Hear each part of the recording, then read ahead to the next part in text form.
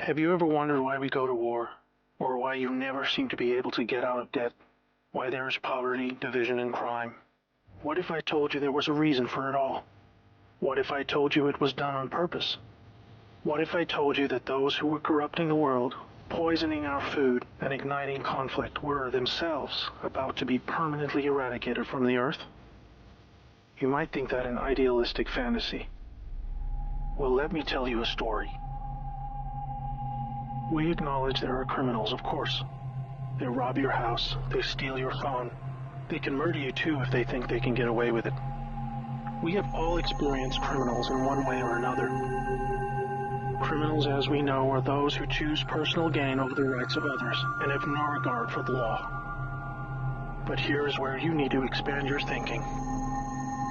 Criminals can also succeed in business and politics, and can be elected as our leaders. If a criminal became the president, imagine what they could achieve. They could use the full weight of their executive power to commit much larger crimes, and ensure they and their friends were enriched to the fullest extent possible. A criminal president could create alliances with other criminal presidents, and then collaborate on more global criminal activities. Anything goes. Drug running, human trafficking, whatever makes the big bucks. The 20th century was turbulent with war, economic disaster, famines, and displacement. We have always accepted these things as just human nature, and simply the way the world works. Something inevitable, and due to the weaknesses of human nature that drive us to these actions. This is where we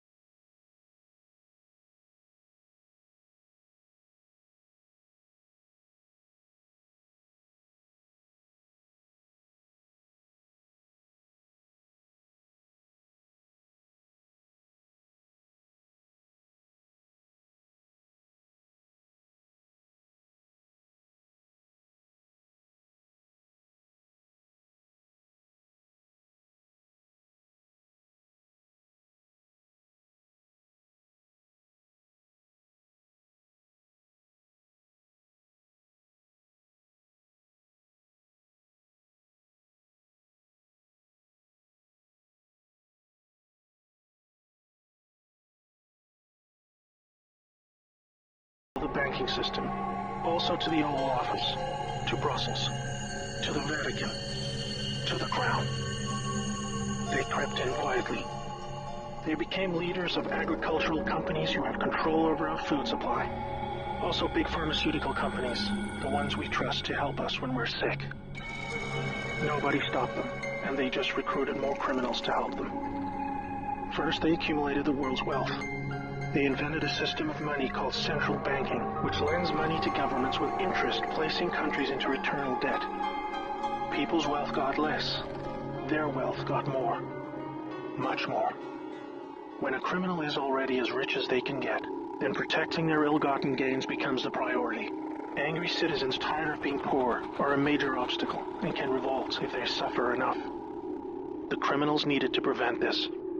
So they diverted attention to the last remaining competitor, the people of the world. You and me.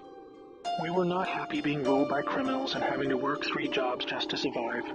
They know we won't accept it. So they use their control of the media to set black against white, woman against man, young against old, Muslim against Christian. They convinced us we were the problem so that we would fight and destroy ourselves. To get it done faster, they attacked all aspects of humanity that make us strong. Like family. Using their influence over culture, they popularized lifestyle choices that led to a surge in broken homes, lost youth, and substance abuse. I could talk all day about how else they deliberately weakened us, and it would turn your stomach. We were just trying to get on with living. So where are all the good guys? Good people just want to get married, have kids, make a living, and enjoy their liberty. Well, there were good guys. Many. One became the President of the United States in January 1961. He knew about these criminals and wanted them gone. He knew their intentions for us all, and he wanted to fight them. Sadly, he had no idea how powerful they had become. Reagan also had good intentions for the American people. He knew this criminal mafia controlled almost everything by this stage, including the powerful rogue intelligence agencies. His economic policies were promising, but the criminals needed a weak America to hold on to their power. Reagan was shown with a bullet that a growing U.S. economy and prosperous citizens were not what the criminals wanted. It was looking pretty grim for good people. Every time someone wanted to stand up and do the right thing, they got stopped. Were we ever to be freed? These criminals are also known as the Deep State, or Cabal, because of how they control things behind the scenes.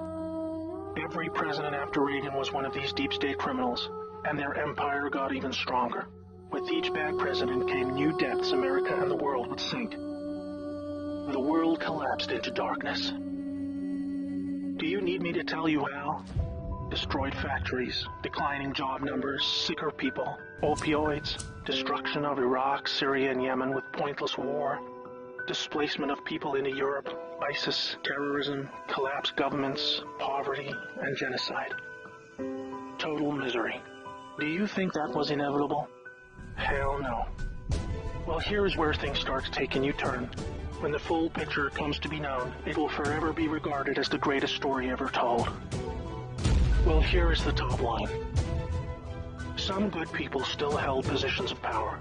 They valued humanity and the rule of law. While the criminals discussed their game plan at the annual Bilderberg meetings, the good guys were making plans of their own. The information age was coming to change history forever. As the internet flooded into every home and appliances became smarter, and when people started carrying tracking devices, an opportunity to put an end to criminal control over the world was emerging. We became connected, trackable, and surveilled. But so did they. They became dependent, just like we did, on email, SMS, instant communication. It made crime much easier, but it also put them on a grid that, if accessed by the right people, would expose their crimes to the public and end their iron grip on us once and for all. In this new age of information, it was thought that the military should also have its own intelligence agency to focus on cybercrime and espionage. They called this the NSA, the National Security Agency. Here we had every phone call, email, and text from every device stored and archived, whether it be someone making a doctor's appointment or the Deep State setting up a massive heroin purchase from the Taliban. In the right hands, it would be enough information to expose the entire sinister criminal plot to rub us blind and wipe us out. Hold that thought. Now I need to explain the plan. The good guys were devising a plan to reclaim the world from the cabal and return it to the people. It would involve alliances with multiple countries, since the criminals had global rat lines, trade, and other infrastructure in place that would need their cooperation.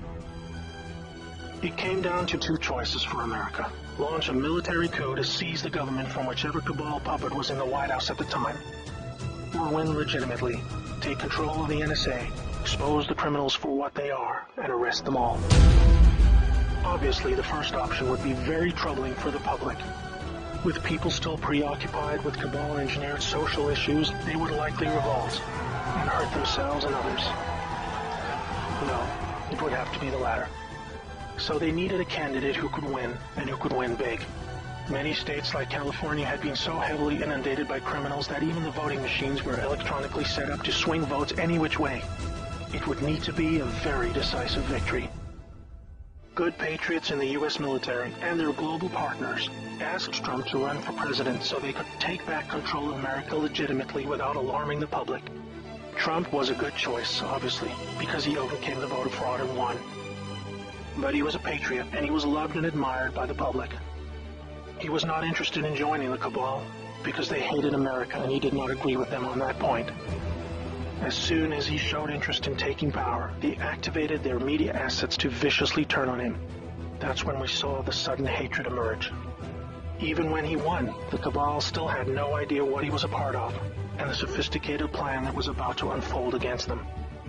Shocked at their loss, they mobilized their full arsenal of intelligence, media, money, and technology to try and take back power.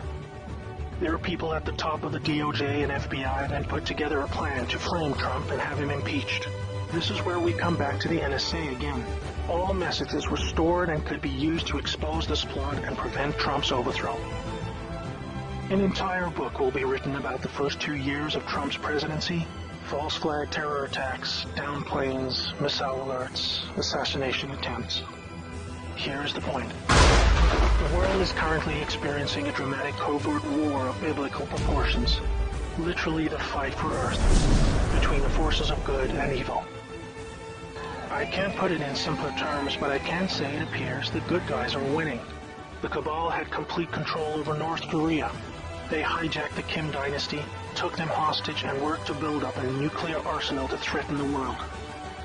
Kim Jong-un suddenly embracing peace was simply because the deep state were beaten and driven out. ISIS was also destroyed in the year following Trump's win. We are all starting to see the pattern now, that enough time has passed, that our biggest global concerns are starting to recede, and peace is returning. It is all evidence that the good guys are winning the war. But we're still in the middle. While a lot is improving, it still puzzles many that most of these known criminals are still free, especially the higher-ups like Hillary Clinton, the Bushes, and Obama. That is coming in the next chapter of the story. That's why we have Q.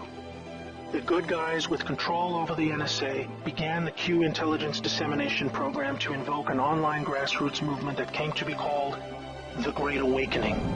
It started on underground internet channels and then moved to the mainstream.